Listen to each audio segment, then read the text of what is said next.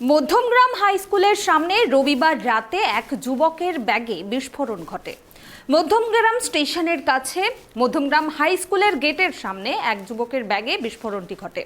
ঘটনায় গুরুতর আহত অবস্থায় ওই যুবককে হাসপাতালে নিয়ে গেলে চিকিৎসাধীন অবস্থায় তার মৃত্যু হয়। মৃত যুবক সচিদানন্দ মিশ্র, বাড়ি উত্তরপ্রদেশে। তদন্তে জানা গিয়েছে ব্যাগে উচ্চ ক্ষমতা সম্পন্ন বিস্ফোরক ছিল। ঘটনাস্থলে এনআইএ ও ফরেনসিক দল পৌঁছায় রবিবারেই। যুবকের বাংলায় আসার কারণ অস্পষ্ট। নাশকতার সম্ভাবনা খতিয়ে দেখা হচ্ছে। মোদির দমদম সফরের আগেই ঘটনাটি হওয়ায় নিরাপত্তা আরও জোরদার করা হয়েছে।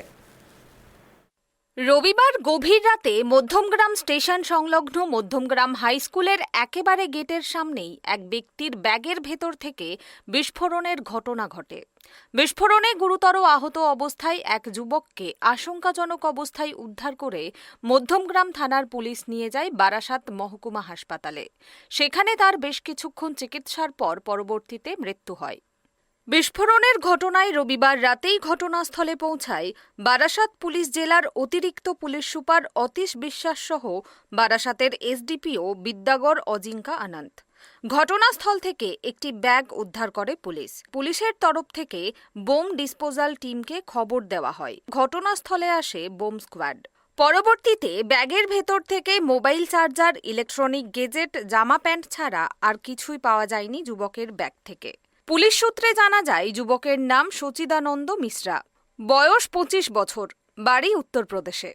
এলাকার সিসিটিভি দেখে পুলিশ জানিয়েছে বিস্ফোরকটি ওই যুবক তার ব্যাগে নিয়ে ঘোরাঘুরি করছিল, এমনকি দীর্ঘক্ষণ ওই বিদ্যালয়ের সামনে বসেছিল বলেও জানা যায়। কিন্তু এরকম মারাত্মক বিস্ফোরক নিয়ে কেন এসেছিল উত্তরপ্রদেশের বাসিন্দা, এর নেপথ্যে কি কোনো নাশকতার ছক ছিল তা খতিয়ে দেখতে সোমবার ঘটনাস্থলে পৌঁছায় এনআইএর বিশেষ তদন্তকারী দল ও পুলিশের পক্ষ থেকে ফরেনসিক টিম।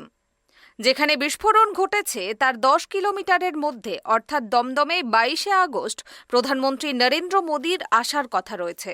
তাই নিরাপত্তা আরও আঁটোসাঁটো করতে বিশেষ পদক্ষেপ নেওয়া হচ্ছে। তদন্তকারীদের সূত্রে জানা যাচ্ছে উত্তরপ্রদেশের ওই ব্যক্তির কাছে কোনো বোমা নয়, হাই রেঞ্জের বিস্ফোরক ছিল, যা ভুল ব্যবহারের জন্য বিস্ফোরণ হয়েছে।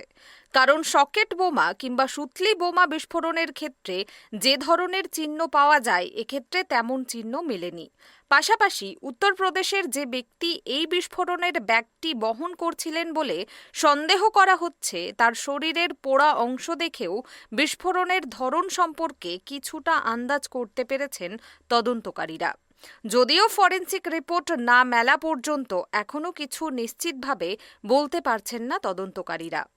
মধ্যমগ্রামে বিস্ফোরণ কাণ্ডে বারাসাত পুলিশ জেলার পক্ষ থেকে সোমবার রাতে বারাসাত পুলিশ সুপার প্রতীক্ষা ঝাড়খানিয়া সাংবাদিক সম্মেলন করে ঘটনার বিবরণ দেন এবং বলেন, মঙ্গলবার বিস্ফোরণে মৃত সচিদানন্দের পরিবার লোকজন এসে পৌঁছালে তারপরই দেহ পোস্টমর্টেম করা হবে।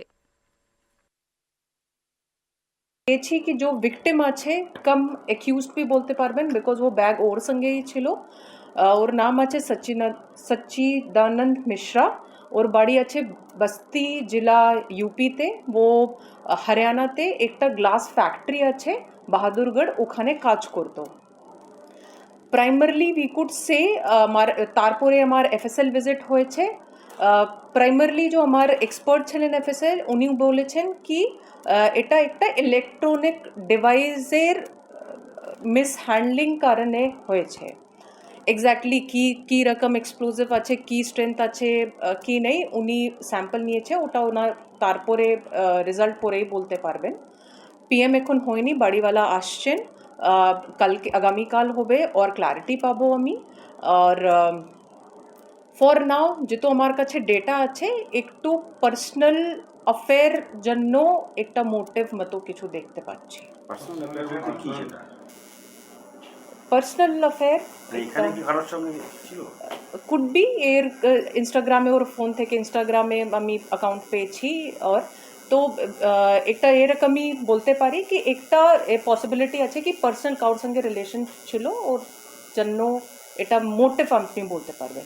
এটা প্রাইমারিলি আমি বলতে পারি। বাকি আমার ইনভেস্টিগেশন তদন্ত চলছে, और ক্লারিটি পাবো নেক্সট ব্রিফ করে দেবো। থ্যাঙ্কস।